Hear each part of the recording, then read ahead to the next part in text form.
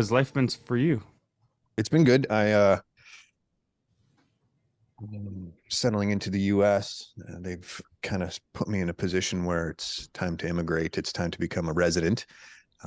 They don't want me traveling on a tourist visa anymore. So Oh, okay. um, it's all good though. It was time to do that.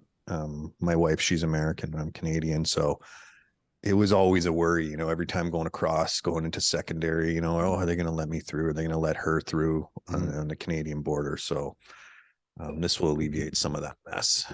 Was it due to the pandemic? That's when you kind of decided, okay, this is time. Um, no, no. Actually, during the pandemic, things got backed up so much that it would have taken like a year and a half to apply for residency in either country. And then you get locked down into that country. So, like me, I can't leave the US right now until I get what they call advanced parole. Once I get that, then I can travel again. Um, no, it just border guards. That was this flavor this time coming across. So that's what I got. So when you become an American citizen, you can keep your Canadian one as well, right? So, or do you have to give that up? Well, so it starts with residency. So you got to become a permanent resident for, I think it's like 3 to 5 years, something like that. Because Jess and I have been married so long, I have the option of keeping my residency for 10 years and then making the decision to become a citizen. And I think at that point, I have to relinquish my Canadian citizenship. As a permanent resident, I don't. You don't. Okay. Yeah. And where are you located right now? In Austin, Texas. Oh, Yeah, down in, I was in Phoenix, had a house there, and then we sold that in February, made some life decisions, took some time apart, and then we settled on Austin. yeah.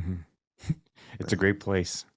Yeah, yeah, it's a cool town for sure. It's got an interesting mixture, an interesting vibe.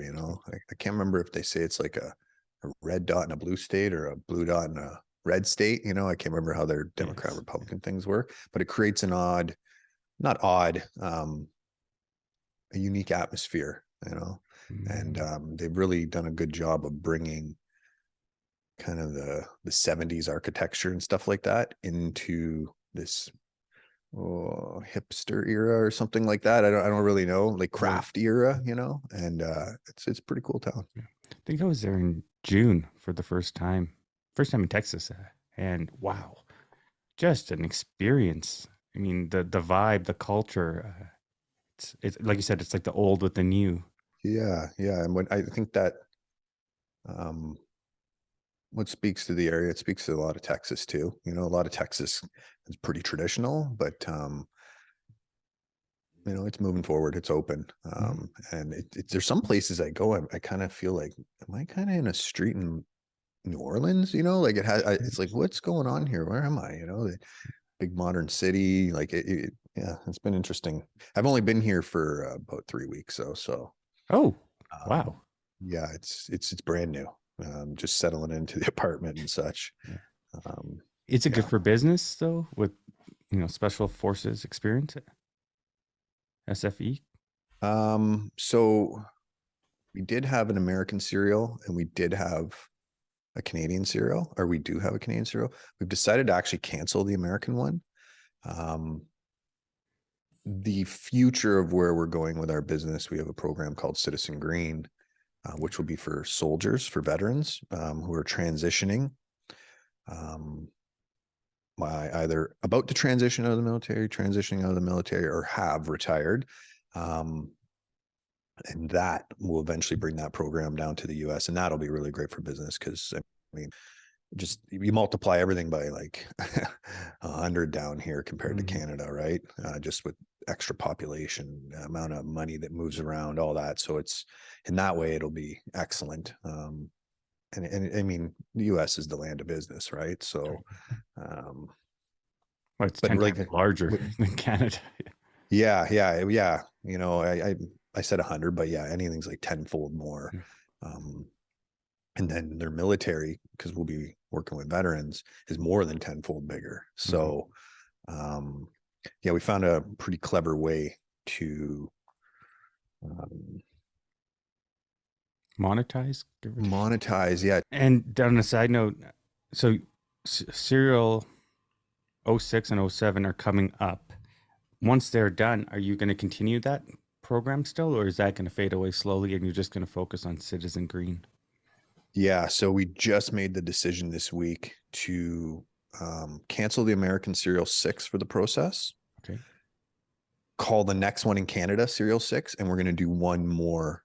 The last serial will be Serial 7. We're quite fond of the number 7, but it's just time to expand our business. And it kind of creates this really cool effect because the process is a super unique experience. We're the only people who do what we call intentionally facilitate post-traumatic growth. So post-traumatic growth is the positive benefits of going through something traumatic or stressful or struggling or strife or what do you call it? Suffering. When you catalyze that into a positive change, whether it's connection to your environment, connection to yourself, a higher sense of love and belonging, of not like feelings of euphoria, but what they call love state emotions, as opposed to fear-based constricted emotions. And with the process, it's a 4-phase program that we use to induce that. And it's kind of an interesting thing to watch because you're literally squishing the old ego through the singularity of itself into the next version of someone else. And that process can be extremely painful. When you shed the skin of your identity and become more yourself, it can be quite painful. There's a lot of like fallout, even like atomic energies from your brain as your neurons reconfigure.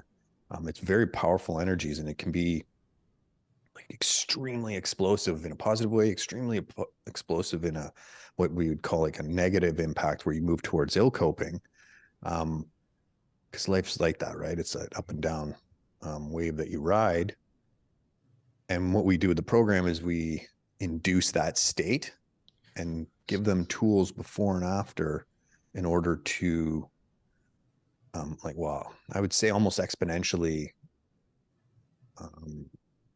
give them the conditions to allow for this to happen, which in essence, growth is the expansion of consciousness, your ability, your awareness of how you fit in your world, how you move through your world, how you interact with everything, whether it's a microphone or like you and I in communication, or someone else in person, or the long-term impacts of every motion I make. That's the path towards enlightenment. And we, like I said, intentionally induce this, and it's quite exciting. We've learned a ton. And it's just come to the point now where we just decided, you know what, we're going to run 7 of these. And what's cool about that, Zach, is it'll only ever be the few. It's only, this program's for men. It's not that it's inclusive. It's not inclusive of females. It's just men have different biology, different physiology, different needs than women. And it's specifically tailored for men. Men in the modern world, more specifically, we're dealing with all these funny little things that are happening, right? Our world is changing so quickly, and how we fit into it is it can be confusing at times. We have all these old processes that run through us that make us excellent problem solving machines. We're excellent survival machines. But nowadays it's like, okay, well, where do I use this energy? How do I use this energy? What's appropriate now, right?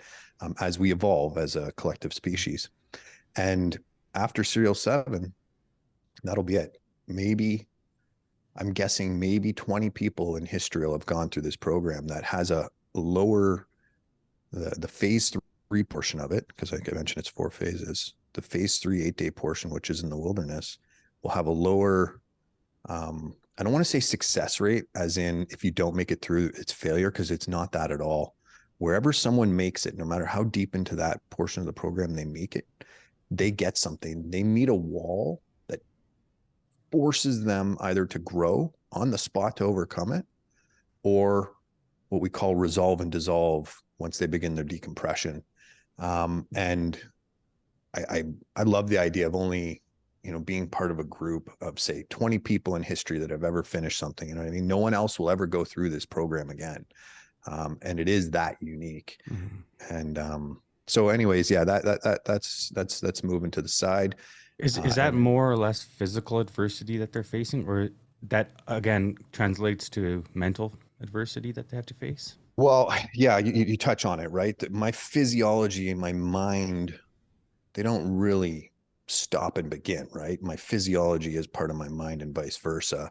Um, I would say with great confidence now that it is a physical challenge. Yes, it will challenge your, when people say mentally challenged, I think what they're really saying is it's challenging their ego.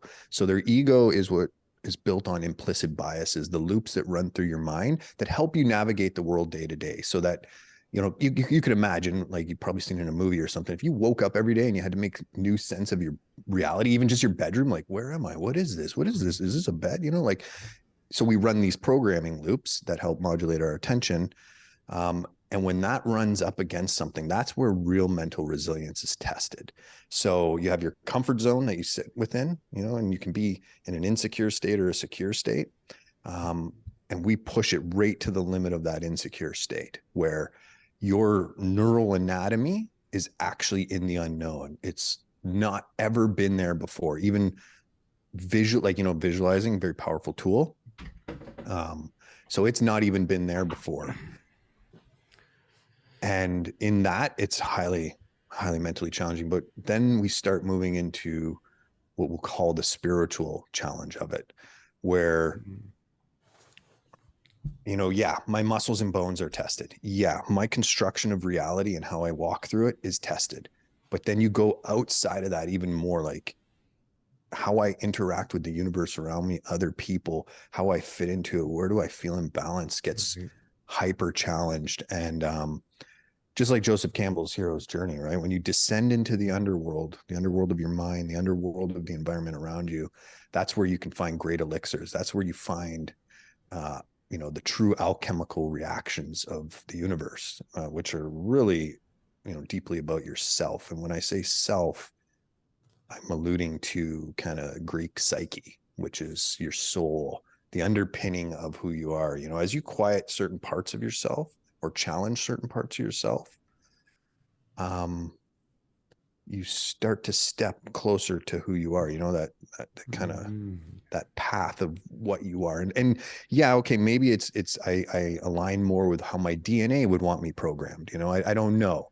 Um, I definitely know that it it does happen. There's if you look at ancient wisdom, human beings have been wrestling with this idea of consciousness, unconsciousness, since we became aware or conscious, right? Since we bit the apple in the Garden of Eden, so to speak, people have been like, what is going on? What is this thing?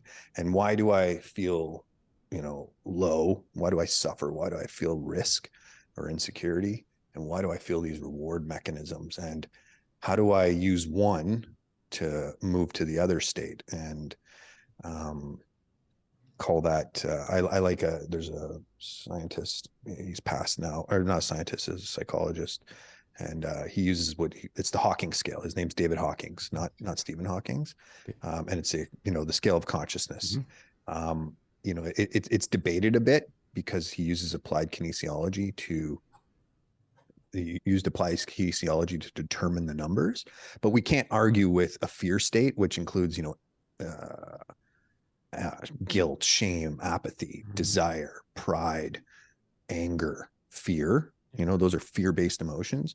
And then the other side, not as if it's like one versus the other, it's the range of human emotions. You have things like neutrality and awareness and understanding and acceptance and peace, joy, love, and eventually enlightenment. Mhm. Um, what's kind of interesting about them is if you go too far down into one, your physical body dies. If you go too high into the other one, your ego body dies. But what's really cool about that is you return to undifferentiated consciousness in either one. Um, Interesting. anyhow, sorry, I know I went on a bunch of No, tangents there, but no, that's for what we sure. do. We for the candidates of the process, we're having them explore the range of that Right. human And experience, those emotions. is this only for veterans, or can a regular civilian sign up for Serial 6 or 7? For Serial 6 and 7, it is actually mostly geared towards civilians. Oh, That's what the program is. I took my learnings, my teachings, the things I went through in the military, and then into JTF2, which is Canada's tier 1 option. Mhm. Um, and I molded them. We did research, my partners and I, especially my wife Jess, and we started to craft it specifically for civilian men in this era. And we drew from ancient wisdoms. There's a lot of wisdom in myth and history. Mhm. And then we're at this beautiful time of kind of the citizen scientist, right, where I can go on Google and there's So just like true. so much there, and because of guys like yourself sharing knowledge. Um, Information overload. It's out there. well, yeah, we were just talking about that this morning. We're doing a documentary Mhm. called either The Dark Night of Our Soul or The Art of Adversity, or simply titled Post Traumatic Growth. We're in that phase of like discussing titles. Mhm. But we were talking about who we're targeting, and we were talking about Generation Alpha, which is kind of this born in the 21st century, you know, purely in the digital age, and how like the world shows up for them, how much there is, right? How they're able to absorb that the TikTok speed of things, right?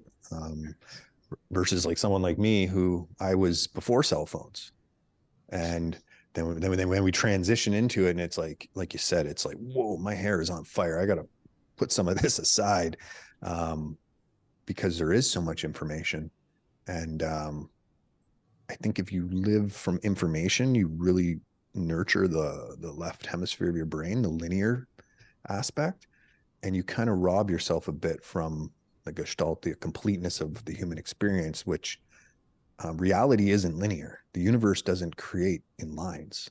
It's always paradoxical, right? You go to a black hole, it becomes a paradox. You go down to the quantum energies, it's paradoxical. Yes. And you watch everything, it's a push and a pull. It's like, Mhm. so is the human experience, right? I can feel up, I can feel down.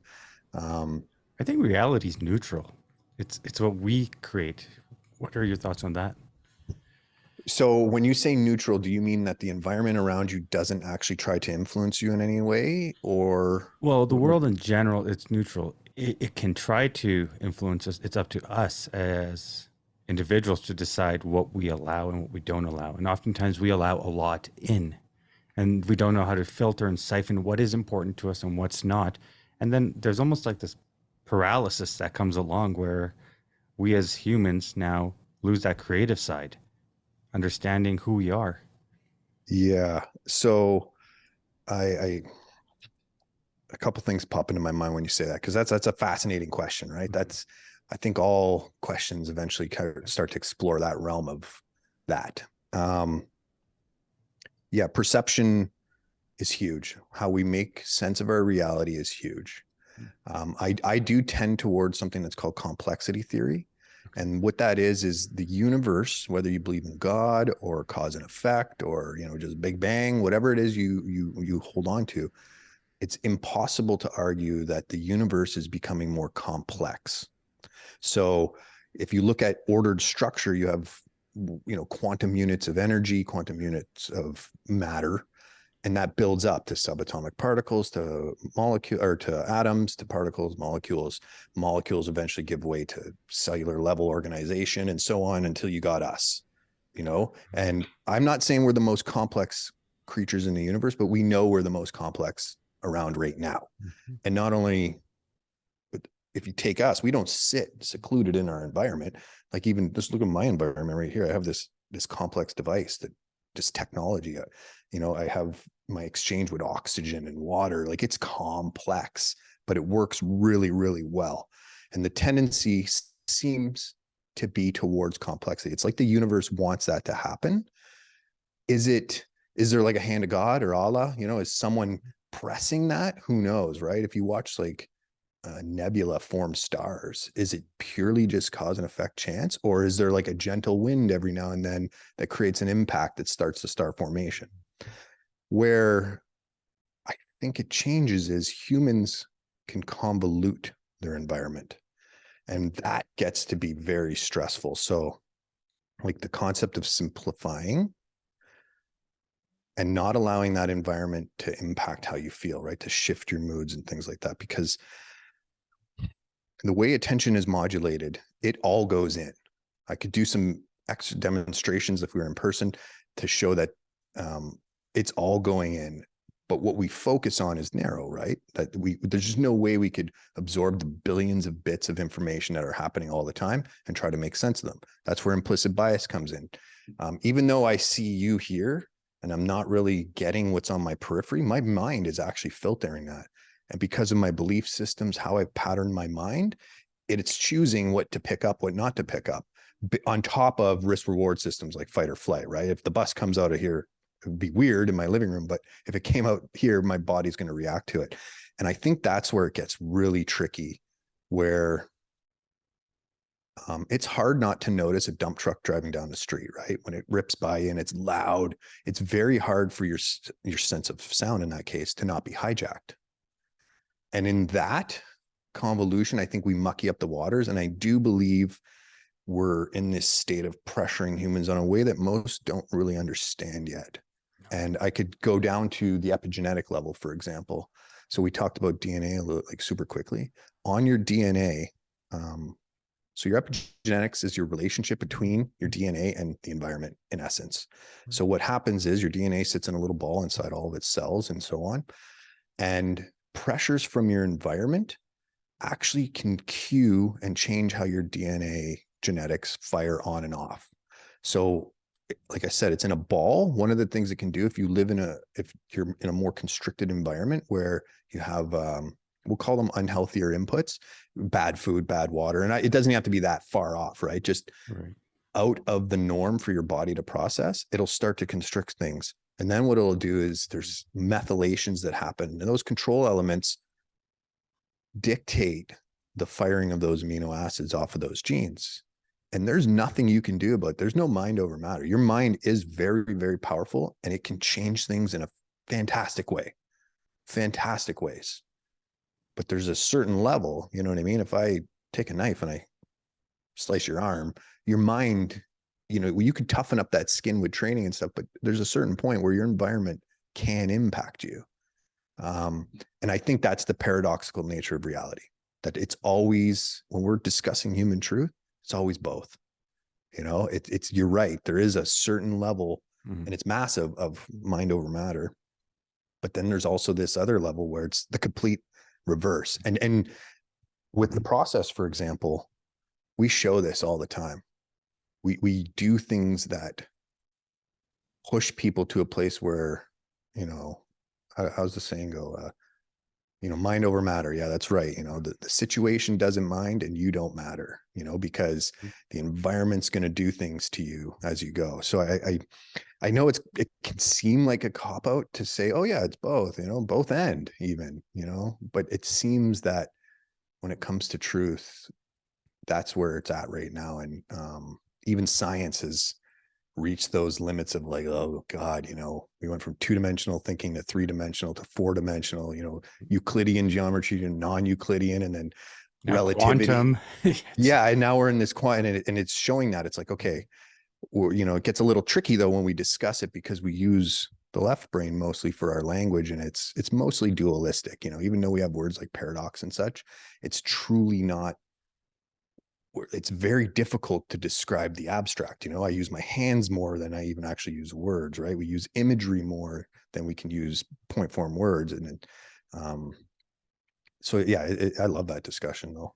There's some things words can't describe in life. Feelings. You can say certain things, but it's energy. It's between us that no one can hear or see.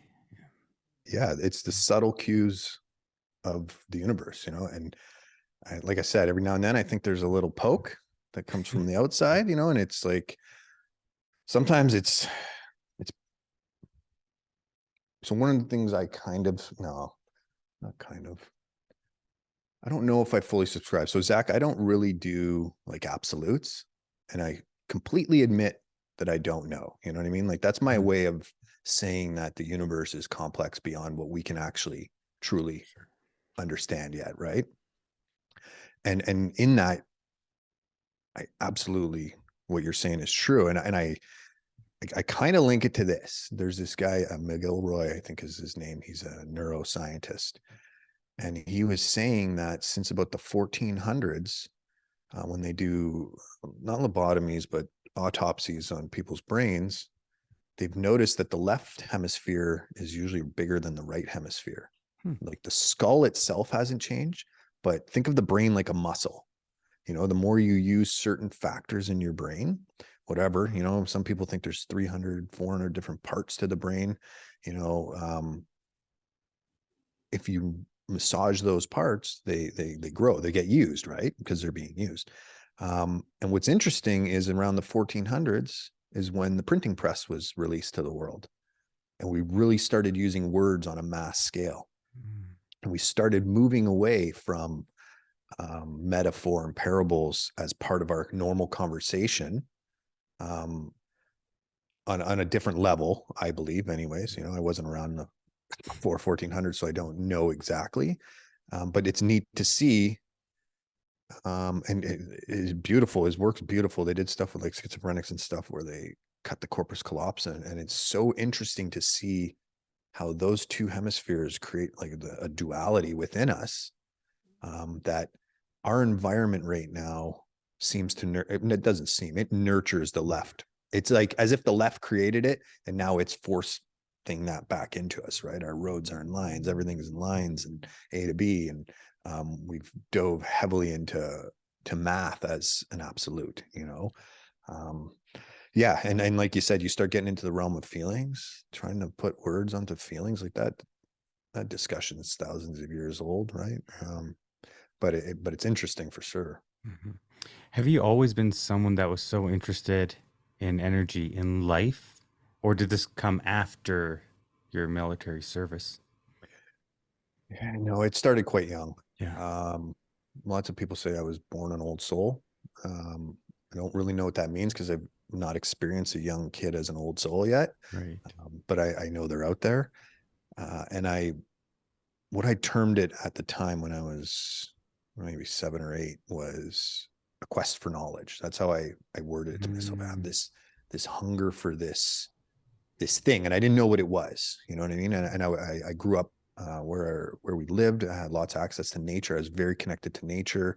I had a very connected family, and I didn't really know what I was trying to explain, and I mostly didn't know where my energies were being met in a negative way.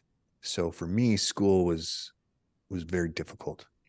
It felt very against my grain. In fact, I never graduated high school. Um, but I couldn't explain that, right? I don't know why I should be in here. I can't explain it. mhm, But of course, then they start like, oh, you got autism or whatever, or ADHD. You know what I mean? They're trying to put right. these things on. I was like, no, I'm just not where I'm not in a good environment for me. But what are my parents going to do? You got to trust the systems that are there that we have in place. That's what we do. And then that thirst led me down some good paths, some not so good Mhm, paths, because you got to explore the realm of the human experience, right? That's how I felt. I felt like I couldn't talk about something, if I didn't experience it. And so I intentionally began experiencing things. Some of them led me down not so great roads, with mhm, drugs and alcohol, which led down to criminal mhm, activity. Um, but other ones led me down what we'll call those love-based emotions, experiencing people and the world around me, the great beauty that sits there. And because like I'm a normal human, I went through my teenage years and those constrict you down, and I had this feeling like, yeah, I always wanted to be of service on top of that. And I didn't know where to be of service because I wasn't really religious. I'm highly spiritual, but I'm not religious. religious per se. And now as my experience looks back, in a lot of ways I do believe in ceremony. I do believe in certain traditions, to invoke Mhm, certain states. As I learn more about it, i I can look past where my stumbling points with it are. Anyhow, that continued, and I do believe it was hyper accelerated though once I went into the tier 1 world, because And you Jeff, all of what a is that exactly, the tier one world for Okay, listeners. so yeah, so the Americans have dubbed a term um, tier one, Okay. which means a certain amount of funding from the government, first and foremost, because you can't get anything done without money. And the next thing is a certain amount of air assets. So you have heavy lift capability, you have insertion capabilities with your own aircraft. You have helicopters, heavy lift aircraft, things of that nature. Um, so really, there's only 3 units that they give that title to, and that's SEAL Team 6, um, Development Group, Dev Group, CAG, Combat Applications Group, which is Delta Force, and then JTF2, which is Canada's tier one solution. And the reason I mention that though is like anything in life, when you move up the echelon, things like competition, not necessarily against others, but against the world, how it interacts with you goes up. And when that starts to happen, you have to adapt to it, right? You have to be able to overcome it. You have to learn from it. You have to, in our case, when you're fighting terrorists, you have to be able to defeat them beforehand. So when I stepped into that world, now the government wants to make sure you're the best trained. And training doesn't just mean you're the best shooters. It means you're great at communicating. It means you're great at understanding other people. It means you understand yourself more in order to relate on your team better, right? Because um, right And is now this a large team or is this a very minuscule team of group of guys? yeah, so the unit's construct is relatively small. There's only a few hundred operators. Specifics aren't shared, Right. and then that's broken up into certain squadrons, and then troops within those squadrons, and then teams. Mm-hmm. And then mostly what ends up happening though is because it's such a busy unit, it's like, okay, you over there, and then you over there, and okay, you head here, and then you over here, and you over here, you go do this. You know what I mean? It's like that's the idea though, right? Instead of like me just being able to work on this one team, with my personality, I can go work on another team and adapt to their personalities, and they can adapt to mine. And once you start working in the realm of that level of psychology, of understanding yourself and then understanding others, awareness starts to blossom like crazy. It creates this interesting dynamic because it's, your most kinetic solution unit, which, very dynamic, very scalpel if need be, but also you have the other side of it where you're dealing with ambassadors and foreign diplomats, and you're handling that, what we call kind of gray role stuff, where you're not in a uniform, and that's a whole different set of skills.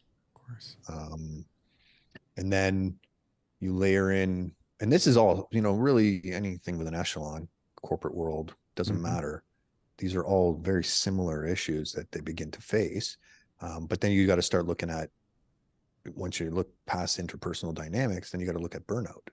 We are human beings, and our systems, like I said, you can train them to be extremely, I mean, human beings do incredible things. Incredible things. I was just watching a documentary on this one guy, I can't remember his name, a Brit who tried to go to the North Pole multiple times. At 65, he summited Mount Everest, and like he just lived this life of like, holy moly, your body can do that, right? And that we have stories of that in different ways, not just physically, but you know, um, I mean, just Elon Musk right now, what he's doing with all Tesla's underground space, Twitter. Just how do you run all that? That's a lot. yeah, yeah. That we'll put the physical aside, because he's not actually physically, he's No, mentally, spiritually moving these energies around. And we could get into the discussion of power versus force there, where for sure. um, if we look at some of the characters that have moved history, they've done it through the energy of power or force. Power is love based, and force is fear based. So, like Genghis Khan, he used force. He forced his way through the steppes, through the Urals. He forced his way through Mongolia. He used violence and fear based emotions to do that. But then you look at someone like Gandhi or Nelson Mandela, Mother Teresa, they didn't push anyone. They use a different set of emotional tools, and they were able to, Gandhi uh, beat the British. You know what I mean? Help move the empire out of his country to a certain extent. 1947. Like Same with Nelson Mandela, those are power based. Like, how did you make that happen without pushing people in the same kind of way? There's still, you need effort and energy to output it. And in fact, if you pick up, I think like Life magazine or something like that, or Time magazine, you look at their people of the year, you'll see that most of them know how to use force, those love-based emotions. They don't project from fear as much, because fear, when you project from fear a lot, you burn out. And that was my point on the burnout is, if I'm constantly in a constricted state, if I'm constantly dripping cortisol and adrenaline, my nervous system will start to adapt, but it'll start to fray, and it'll start to shut down my prefrontal cortex, which just adds to the loop. It'll keep me compressed more, and it'll fire my amygdala more, and that'll start to swell it up. Certain areas will start to calcify. Usually people start to do things like avoidance strategies or addictive strategies, whether it's sex or alcohol or drugs, and then that'll compound it, you know? Um, so that opens up a whole, can of worms of mindfulness that start getting used at the, like in these units, right? In these sports teams, things like that. Beyond sports psychology, they start bringing in meditations and journaling. They start, nowadays, like with Citizen Green, the program we're going to use with military, the loop we have there is a blockchain research company, Global Compliance Application Corp. Santa, a medical cannabis grower out of New Brunswick, the Veterans Affairs, and then us. And what we're going to do is bring in vets who use medical cannabis as a solution to PTSD. They're transitioning. Like right now, it's just given to them, and there's really not that much research. We're going to be the ones building up the research on this. We're going to be the ones through this loop and blockchain technology with GCAC actually able to track, if I have X, Y, and Z symptoms and I smoke X, Y, and Z plant that's growing in X, Y, and Z fashion, it does this for me in this amount at this time, And there's nothing out there like that? No. So there's a ton of research on, like, if I smoke this amount of whatever sativa, whatever the plant is, these neurological functions start to happen. My pain receptors are nulled a bit, and maybe euphoria goes up or my appetite goes up. But if I have like liver cancer and I'm a 50-year-old man, and my need is, rest and recovery, but also appetite, and then also this, well, what do I smoke? How much do I smoke? Or, as if it's an edible, is it better with an edible? How much the CBD THC combo? And then not to mention, just like a human being, because we're so variable, I'm so different than you, even though we sit on a skeleton and we have muscles, like really our atomic mixture is very different. Oh yeah.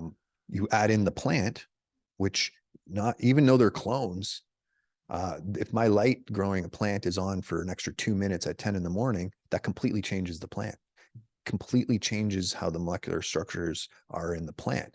Now, is it better to have that one if I'm the guy with the liver cancer? All that research, but it's only recently we've been able to really cluster and gather this kind of data and run algorithms, and this will sit on blockchain. So it's nice and secure for the veterans who are participating in it. But this way here, it's funded indirectly by the Veterans Affairs, which is a great opportunity for us on this venture to bring some easement into the soldiers world. I'm a veteran. I dealt with PTSD, and use these methods such as plant medicines. And that's what I was kind of segueing into, is the absolute power of shifting your state of consciousness for performance is just starting to come online. It's amazing. It's amazing the interrupt it can have on your nervous system and your epigenetics, as well as your own story, the narrative you tell yourself that, I wake up, oh yeah, I'm Jeff Depatie, that sits really low. That's almost, they think my name is attached to my amygdala. That's really low, and then I have memories that are in my hippocampus, and then we work our way out. And to go down into those levels and then work out our ill coping mechanisms and the patterns that don't fit us, for even performance is amazing. It's just starting Yeah. to get some momentum, because, well, I mean, even weeds just become legal in Canada, right? So Hmm. there's not a ton behind it. So no, like, to answer your question, no, not on this level of research, which at one point I'm sure will feed back to the government and the medical world. It's super cool. That's the reason I was actually in Austin is because of blockchain technology, and I think it's phenomenal what can be done today. It's remarkable. Yeah, Yeah. yeah. So, right now there's some people, and it's usually out of a place of ignorance, I think, but also, and, well, once again, it's both, right? And place of ignorance, but also slightly justified. Um, Technology should be there to completely aid us. That's why we should create it, right? And when people start getting into like, oh, um, my existence sitting on blockchain as a number, me as a number right now, especially as like the social media world is coming online. What's cool about where things like blockchain are going, they're laying the path towards quantum computing, and that's when we'll be able to really, we were talking about this abstract view of reality. Machines will be able to, we feel it extremely well. We deny it to ourselves a lot more, I think, than people think, but computers will be able to calculate it on a whole different rate, right? Like we bring in all these variables, like we just talked about, Hmm. humans, plants, disease and sickness and wounds and injuries, environment, temperature, like all the things that are there get very hard to linearly put onto a graph. But once you start looking at them from every angle, 5 dimensionally, whatever, 6 dimensionally, um, that's where technology becomes extremely fascinating in our natural quest to grow and expand our consciousness. Hmm. It's interesting. When I was in Texas versus when I came back to Canada, we are so behind here in terms of this kind of technology, blockchain, NFTs, just all of that in general. The adaptability of Canada, we're so far behind. It's just really cool. I mean, they turned all of downtown Austin into this blockchain hub and NFT gallery, which was non-fungible tokens. And I just thought it was awesome. Art, digital art on a blockchain. I thought that was neat. I love art, so I was fascinated by that. People are worried though. They think blockchain technology and technology in general will replace humans. So AI. What are your thoughts on that? Well, I'll just go back and just touch on one of the things you said. Like, in Greek mythology is the myth of Sisyphus, right? Keeps trying to roll the boulder up the hill, thinking, and it's kind of hand in hand with the myth of progress. Mm, I think progress, like I mentioned earlier, the tendency towards complexity is the way we should head. And right now, I personally feel it's a little bit, to me, a lot of our systems come from old the pillars of our old psyche, you know, and once they adapt to how humans want to achieve progress, I think it'll be a very big game changer. Um, because like I said just a little while ago, technology is supposed to help us. That's what it's there for, right? We shouldn't feel like we're contending with it. We should certainly not be afraid of it. Um, and that's why I think lots of it's just a place of ignorance, why people are afraid. mhm. But then there's also legitimate, like, okay, is this running away from us? Is this running away? And, to the question of replacing people, I think it's becoming like vastly apparent that very quickly we're not going to be able to do deep space travel very soon as my meat sack, as my spacesuit going to, but robots can, and lasers and things like that will be able to, and that'll help us further our consciousness, right? We'll put new pillars of consciousness there. As far as replacing, I have some thoughts on it. I think, when you start, people who have faced death and who have incorporated what death means as a function of life, things like wanting to live forever start to dissolve. You start to really feel like, one, it's almost like a selfishness of me. I should live forever. I should be able to absorb these resources forever. Just me, because our planet is filling up. At some point, like if we keep going, it's just gonna be standing room only, and So I think there's a little bit of that to it. I think when people are truly living, they lose that fear of death. And if they lose the fear of death, then they don't want to put themselves, their consciousness in robots so much.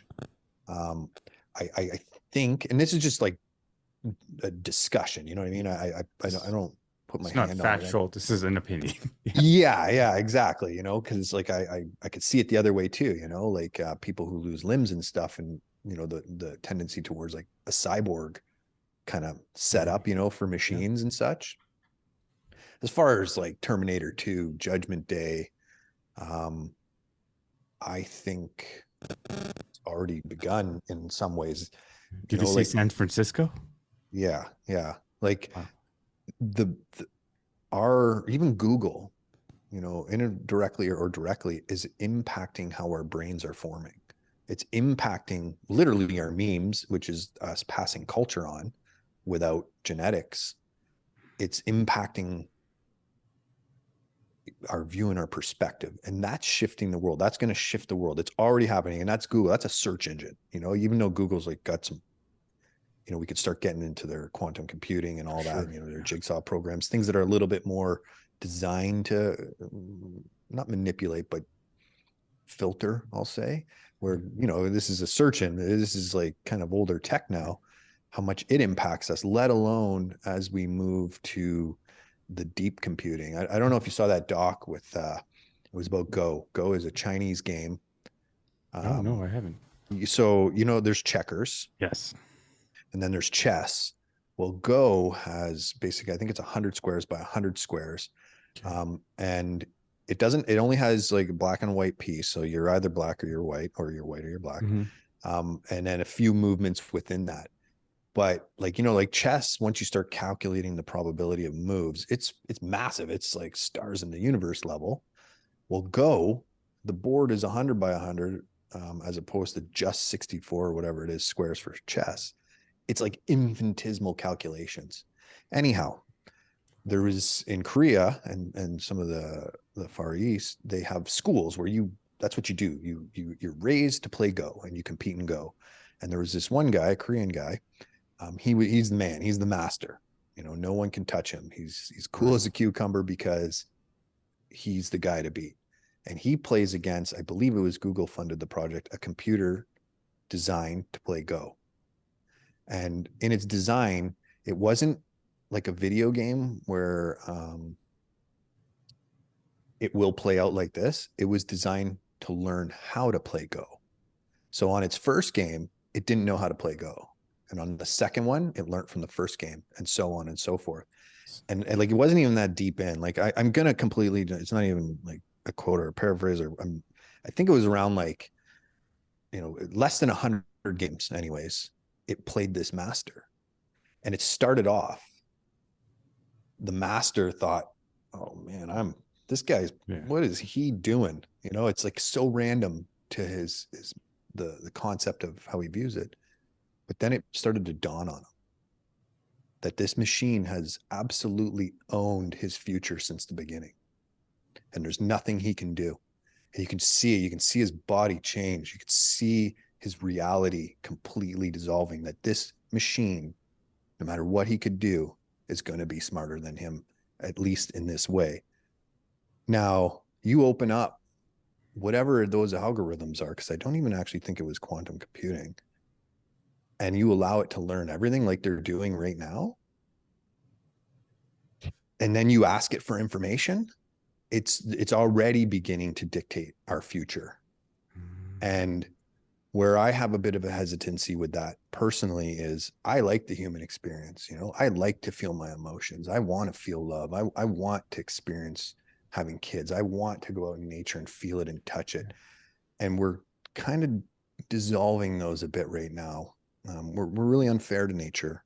You know, we're marching in a direction that may not serve the individual, the other, or you know the plenum, the earth, the planet, nature. And that's where I'll circle back. If we create algorithms out of a fear-based mindset, a lower state of consciousness, those algorithms will perpetuate that.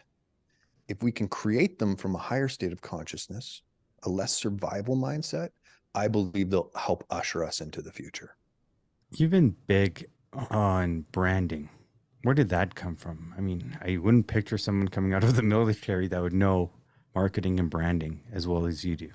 I mean, even your backdrop right now, it's aesthetic. You have an eye for certain things. Yeah. I guess I'd start by saying, just like everybody else, there is no I, not only like as far as like my connection to the universe, but on a team. I And mean, eye, visual eye. Yeah. yeah, no, I know what you mean. No, I do know what you mean. And Oh, okay. when I Yeah. say I'm not on a team. You know what I mean? I'm always part of a collective. And I would say my wife, Jessica Depatie, has an incredible eye for aesthetic and branding. She's a marketer. Okay. Um, so some of it is me, and probably most of it is her. If I like, I want to say, oh yeah, it's me, but it's like, it's Yeah. be honest here, Jeff. You're just trying to get the kudos here. But then, for individual branding, it's an interesting word, branding, Mm-hmm. because in essence, that's as you discover yourself, you're branding yourself. You're figuring out what's your flavors, what do you like, how does that fit, what about my environment, because my individuality is going to be different than yours, right? Your taste for life and how you experience is different, and that's good. That level of individuality is awesome, Mm-hmm. because the closer you are to your own individuality, the healthier it is for me. Being an individual, as if you are isolated in time and space without others, is where we kind of run into a problem. Um, but right here on my arm, I don't know if you can see that. Okay. So, anyways, they're Chinese hexagrams, and they're from the gene keys.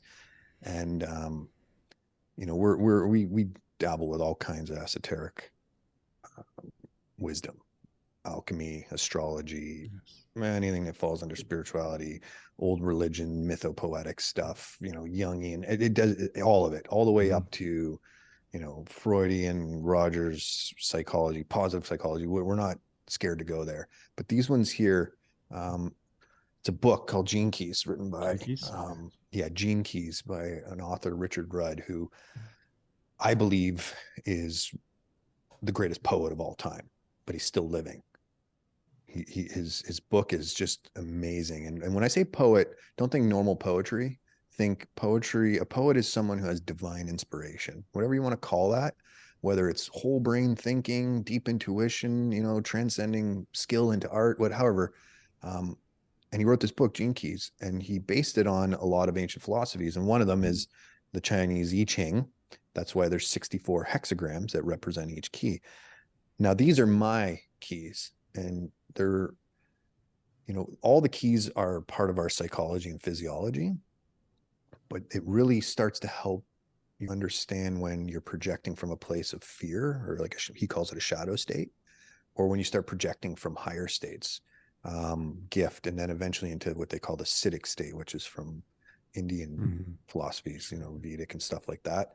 Um, and what that does, though, is it starts, as soon as you notice your projection, especially when it's negative, you start to, well, you should start to embody the next level of that. Like, okay, I'm allowed to feel that emotion of anger, but when I project it like garbage, that's the stage of it. And this really just highlights, when you're in this state, your shadow projects like this, so that it gives you an awareness, like, oh, okay, my shadow's like that. Mm-hmm. But then as you move up into gift states and the acidic states, you start to see who you are more, which is in essence branding. You know what I mean? Like, I wear natural fibered clothes as I move into that state, because if I wear unnatural, my skin feels it. I start to feel these kinds of things when I tailor my environment like that. Oh yeah, this doesn't suit me. This doesn't feel right. And you start to notice things that you would never imagine put your body into an insecure state, that start to trigger your nervous system in a negative way. Well, not negative, but in a stressful way. And it's not like, if I put on rayon pants, I go into a panic. It's just, if I don't sleep and I put on, like a Mm-hmm. nylon pant, and I am in an unnatural light, I can start to feel it weigh, and then I can catch my negative projections, and it's not just my childhood patterning. It's actually my environment interacting with me in that moment, because that relationship between environment and personality equals behavior. Um, we talked about tuning up personality earlier and how that can shift that perception, right? Because what'll happen is your belief system, the upper layer of your filtration, can project that back in. And anyways, that's the catch though. Mm-hmm. Instead of it just being a loop that plays out, sometimes known as a stereotype, um, you catch it and you shift it. You get insight from it, and then you eventually embody it. And that's how you start moving towards creating your world that is you around you, right to the aesthetic level of it. You simplify the things that you want around you. And that doesn't mean there's no complexity to it. It doesn't mean that it's not, high in technology, but you don't bring in the noise anymore.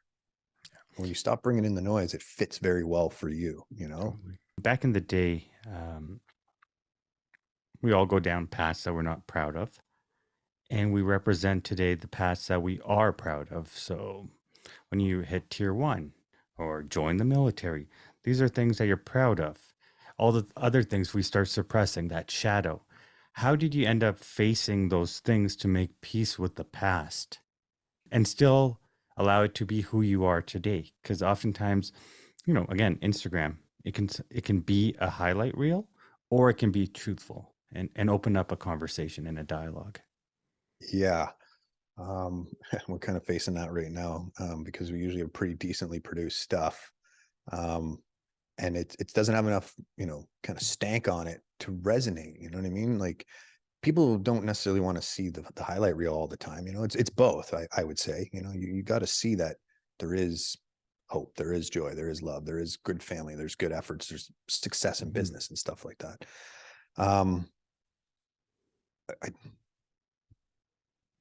The two things, I like to use the term resolve and dissolve.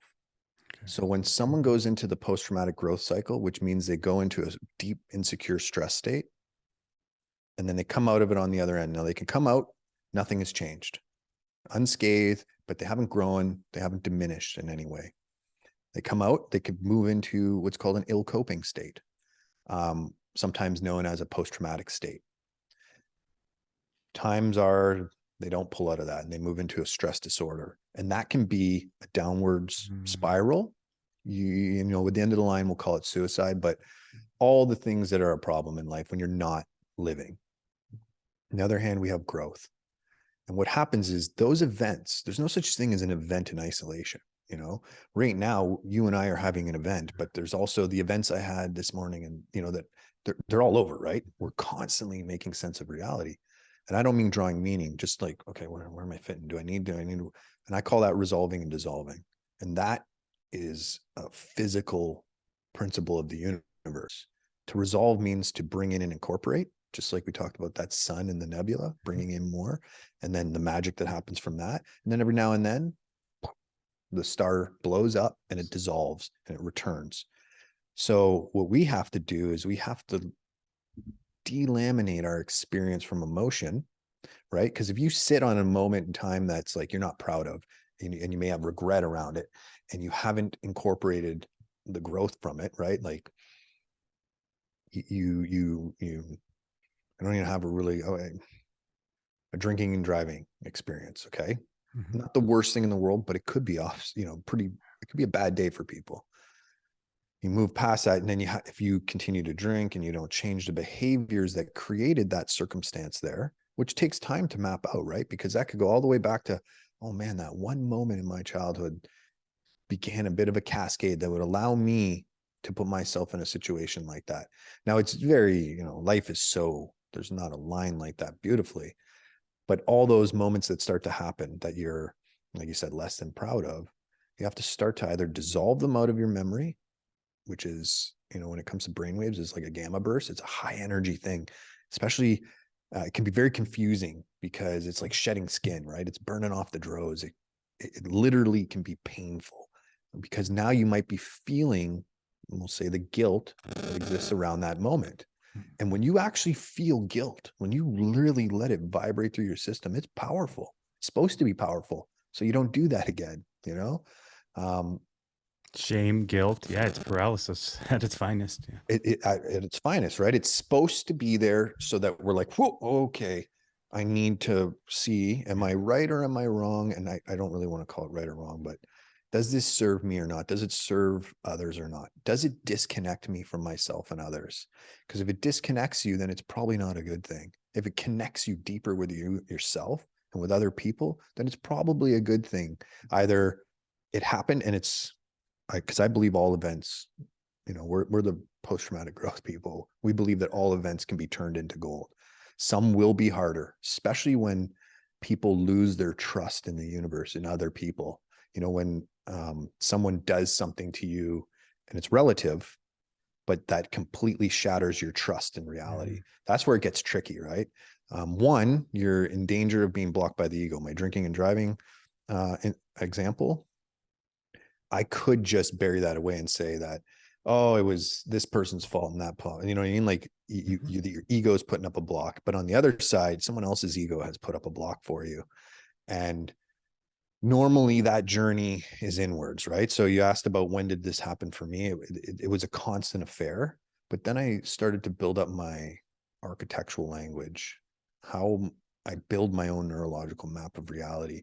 I started doing things like shadow work. I started understanding that the values that I live by weren't necessarily the ones I chose. I thought I chose them, but it wasn't. It was a product of like I had really great parents, but they handed me down some wounds around money, around my work ethic. Not that they handed down poor work ethic. It was just I was working myself to the bone, and it was because that's what you do. You work really hard. And I was like, okay, well, that's not really serving me. I don't feel happy in this mixture. I got to adjust that, right? Where does 35-year-old Jeff's values sit? Where does 40-year-old Jeff's values sit? And that's my ability to program from the top down, if you will, through the brain down, thoughts, emotions, and then impulses. And then that'll start to shift that attention we spoke about earlier. Um, And Jeff, but how old are you, if you don't mind me asking? I'm 41 now. You're 41 And now. Okay. what I would say is this, Zach, there's a couple of things that are great indicators that people need to do work. One is they like to point the finger. If you point the finger outside at the world, the environment does want to influence you. It does, you know what I mean? But what is that doing to you and your projections? So start going inwards. And the other thing is this, and this is, if you think you're there, as in like kind of perfect being, or I don't need to change anything, that's a great indicator that your body is probably in some state of overwhelm where it doesn't want to change. Because when you expand, when you move into a thriving mindset, you want to start to filter these things more. But a kind of like not a caution. It gets hard to push yourself out of the old skin. The ego fights back. That's its job. It's a defense mechanism. It's got to ask, is this right for me? Is this where I want to go? And it's directly in competition to the self trying to manifest. And a lot of people don't think individuation, self-transcendence, expansion of consciousness can be done on purpose. I completely disagree with that. I think the conditions can be set. I can't say, yeah, you know what, Zach, we'll move you from, and not you, I'm just from this low vibrational state into an enlightened state forever. We can do that quickly with plant medicine. And that's this is part of that ego danger, right? People taste a higher stage of consciousness. That's why they usually get addicted to patterns. The microburst of a higher state of consciousness, even if you want to call it like a satiated serotonin high level state of consciousness, becomes addictive, right? How else could you become like a heroin addict on a street? It's because every time you get that boost, it's like, that's my higher state of consciousness. So you get addicted to it. What the fallacy is, though, is that I am that higher state of consciousness. You have to do the work. You get to taste it, but then you have to get in the underworld now and then. You get to taste it, you get in the underworld. If you stay flatline, you just become super bored. And that becomes the rub, because that ability to love, to feel hope, joy is, I believe, mirrored by its counterpart, which is, the depths of depression and sadness. What happens is then you get to navigating it better. So where we run into issues is it usually comes into direct conflict with the cycles. Our natural cycles come into conflict with man-made cycles. The 9 to 5, 5 days a week cycle. The You only get this time off and this time off. And it's like, well, we interact with the celestial planets around us. We interact with, you know, solar flares. We interact with all kinds of energies that we don't really actually incorporate, and just seasons. You know, in Canada, we got seasonal affective disorder. Like that's a medically documented thing that once the sun starts going away, people are going to start feeling more down. But we don't have the system set up yet to honor those cycles. You know, it's like, no, you got to press through and just keep working. You know, you got to, like, because we've created a money-based society, and I'm not hacking it or anything. It's just, as you're exploring these things you want to resolve and dissolve, these start to become some of the factors that play into it. And let's face it, most people are working, they have families to take care of. You know, they have these things that they can't stop right today, or survival stops for them and potentially their family, you know, and potentially for business. And so a lot collapses. So that's where it gets tricky. That's where I think people start running into midlife crises and stuff like that. How did you know that you want more to life? What was your why? Or how did you figure out your why in life? Because to be honest, Jeff, I struggle with that at times, you know. Oh, Zach, you're a podcaster, but you do marketing, but you do this. How do you, and do I want to put myself in a box? Probably not. Yeah, with so Yeah. it's a great question, right? It is I don't even know. Like sometimes I wonder, should we just scratch why from the five W's, you know, get that out of there? But I love that one because that's the deep realm of philosophy. Um, I I get this the issue with pigeonholing yourself. You know what I mean? That's why I like Rick Alexander. He's a guy I work with a lot. He uses values. You know, you have like 5 or 6 values, things that Mm. you truly value as your metric for how you're living your life, and they'll change. They'll change because you're going to change. You're going to change on a cellular level. You're going to change on an experiential level. So you have to adapt them every now and then. You know, But doesn't it become very generic? Like you'll go on a corporate website and it'll say honesty, integrity. yeah. So So, those are not like those are yeah, they're called values. yeah. But what you really start to value is your time. You start to value Mm. health, things like on a deeper level. You start to value learning and knowledge. You start to value your connection to the universe, whatever that looks like for you. You know, those are really the things that we try to earn money to attempt to do, right? To experience life. Um, so yeah, they can become very generic, but the key to that is your language set, right? As you expand the words that you can use and get rid of the ones that may not, like obviously integrity and honesty are important. Those are Totally. those are Yeah. gift level. 2 of my gene keys are integrity, in fact. But it's, what is integrity? Well, integrity is understanding where you fit in the whole system and asking yourself, do I stay here? Is this my integrity? Do I stay as this pillar, this link in this chain? So it's not just your word, which is important, but if I say something to you and I say, Zach, I'm going to show up for this podcast at this time. If that doesn't happen, that doesn't mean my word's not good. No. You know what I mean? Things happen, right? So they do become limited. But to go back to the why, because that is a fantastic question. You know, it's actually the question that we torture ourselves for the answer, I think, the most. And I can tell you this, like for me, it was a combination of many things. You know, it was reading, it was listening to other people speak, it was seeking out truth. And truth is, it's easy to detect once you start listening for it. It's what resonates with you. It doesn't matter the actual words, the intellectual words. It'll begin to resonate with you. You're like, oh, that feels true. You know, that feels true. And then as you continue to seek what feels true, what sounds true, what looks true, your truth begins to grow. Sometimes that growth is actually the removal of things that don't serve you, right? You Mm. boil it down more, and it's um, like that. Going into the shadows. So the shadows is patterns that don't serve you. Those can come from your genetics, your epigenetics, and overall cultural conditioning. You know, so there's a, not to mention what mom and dad did, not to mention what happened in grade 8, you know, all those things that create sparks, that create divergence from you. Okay. When you come out as a baby, you're undifferentiated consciousness. You are not separate from the universe. Then we come into a world that boils this down to our individual self, and then we have to find our individuality.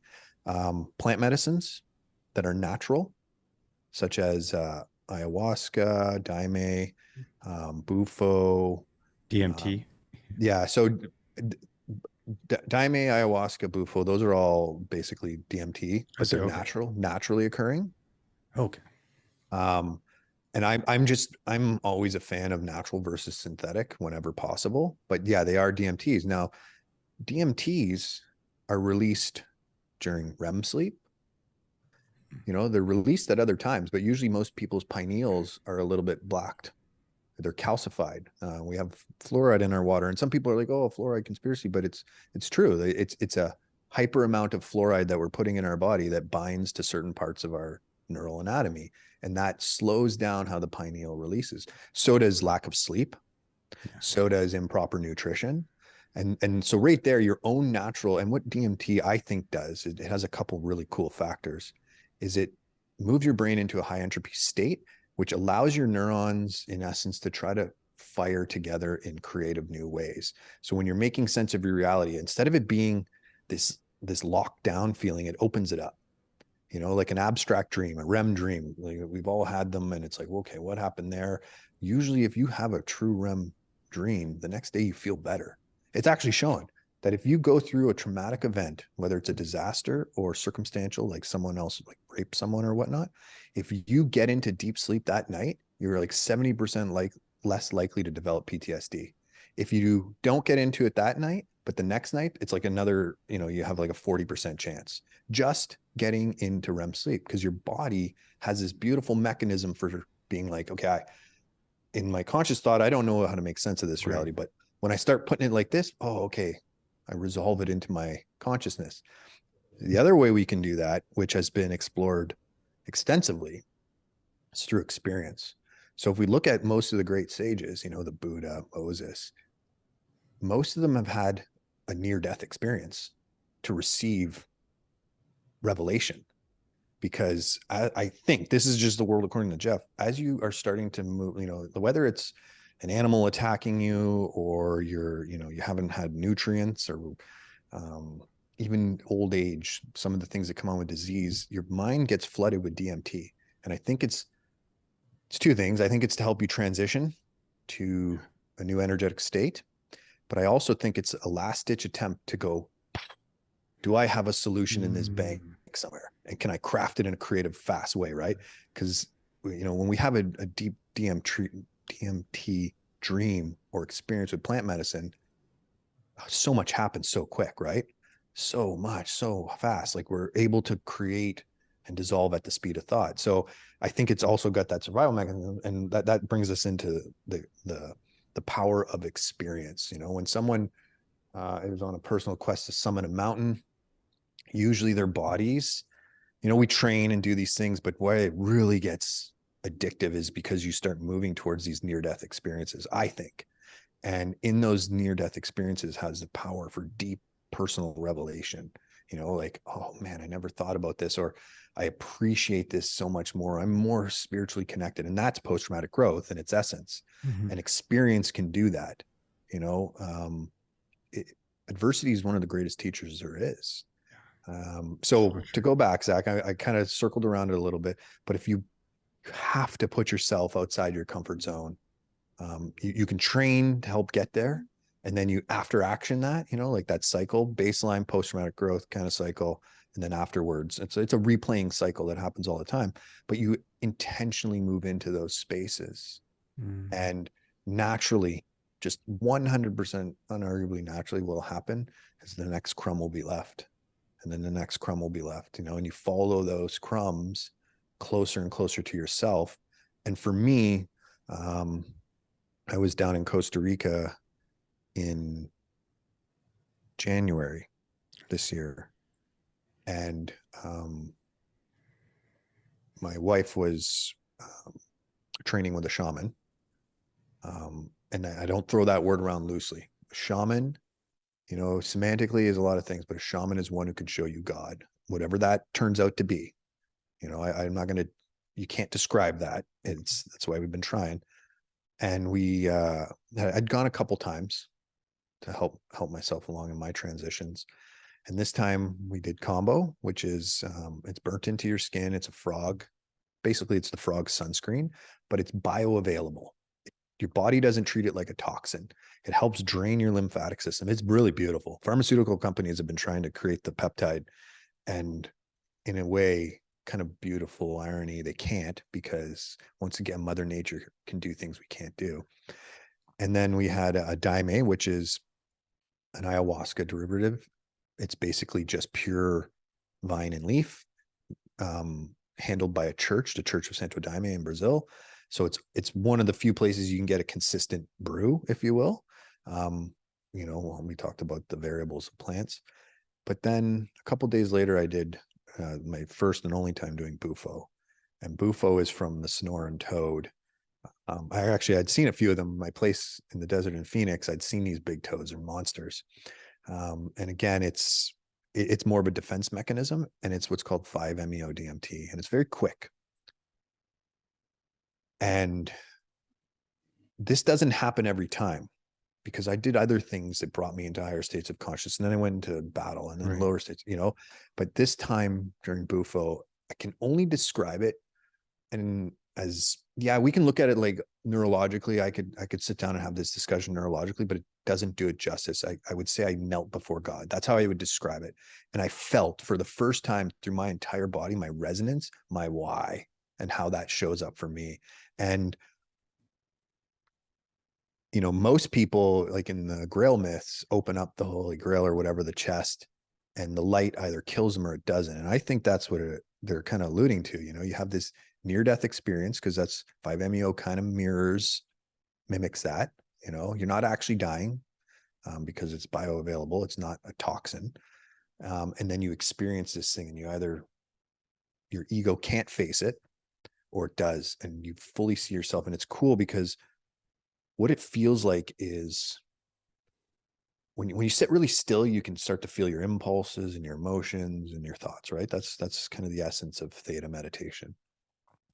But when you start to like shut down certain layers, you start to get more and more clarity. And then there's like this like seventh layer, if you will.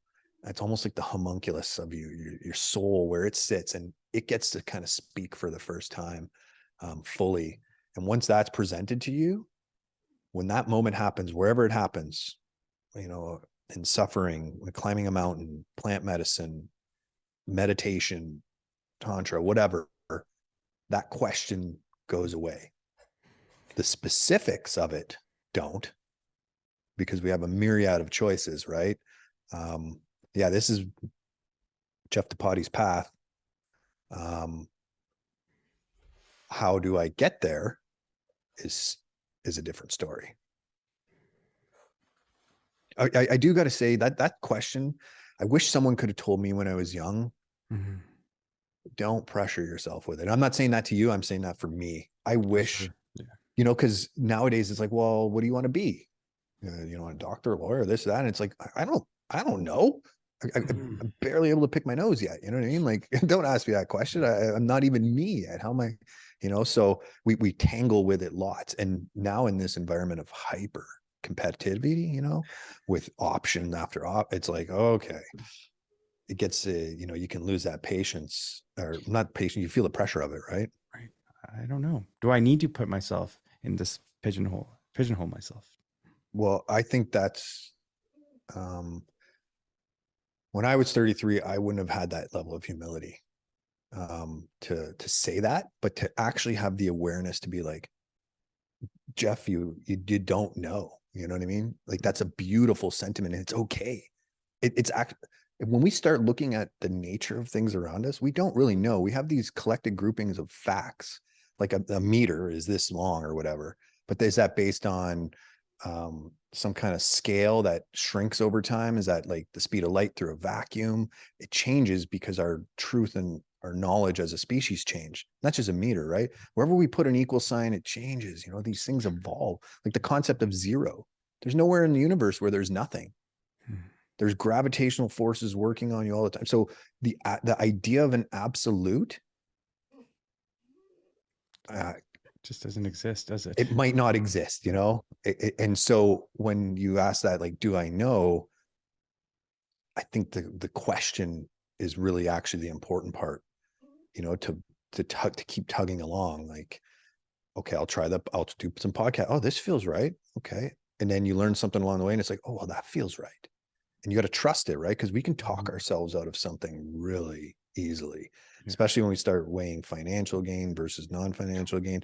A lot of people sacrifice things they're passionate about in order for more monetary gain. And I get it. It's we're so pressured by it. And it is, well, it's the only truly globalized system, you know. Yeah. Um, yeah. So I think that's amazing. That to me is light years ahead of the game. And then I did want to mention this because you asked about, you know, big catalysts of change over time. Mhm. When I fell in love with my wife, my brain, you can call it a hormonal flood, you can call it whatever you want, but it literally felt like it was being opened up.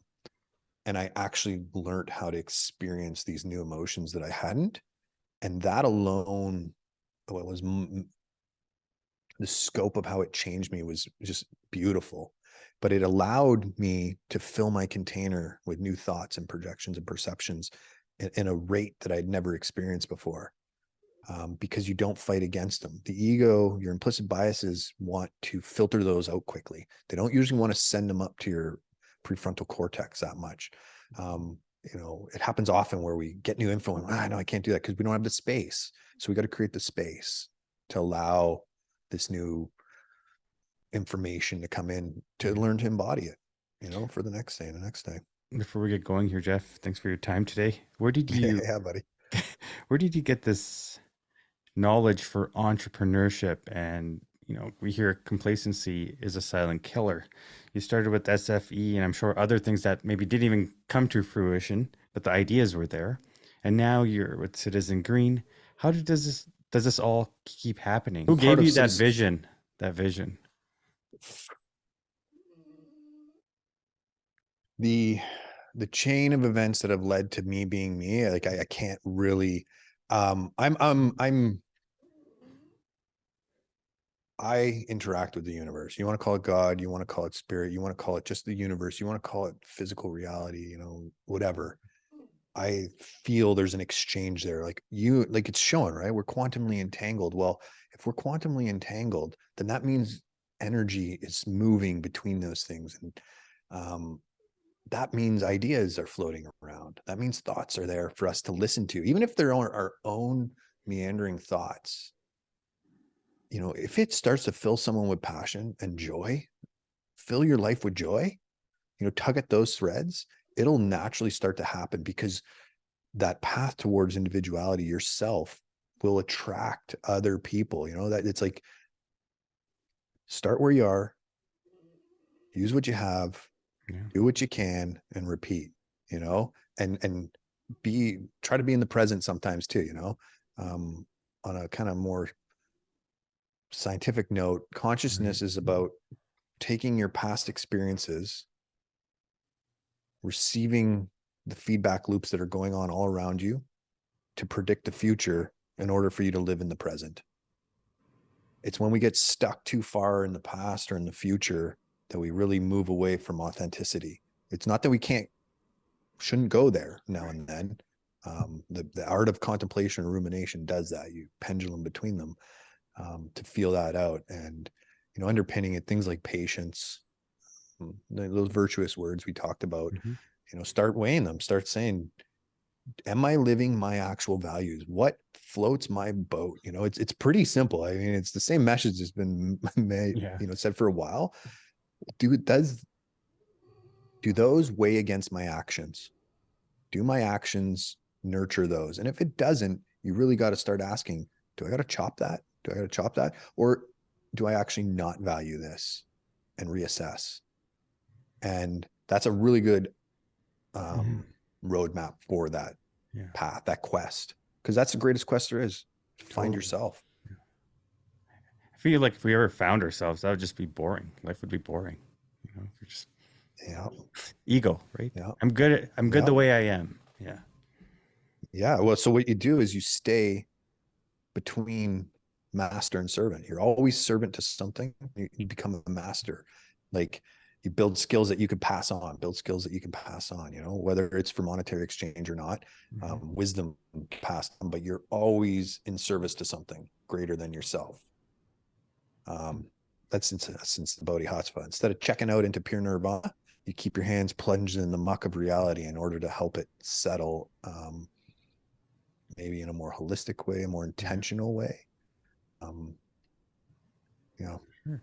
Jeff, if somebody wants to be a part of SFE Serial 6 or 7, how can they do so? And speaking of 7, is that the number initially that we talked about because it's the 7th layer? Is that why it's meaningful for you?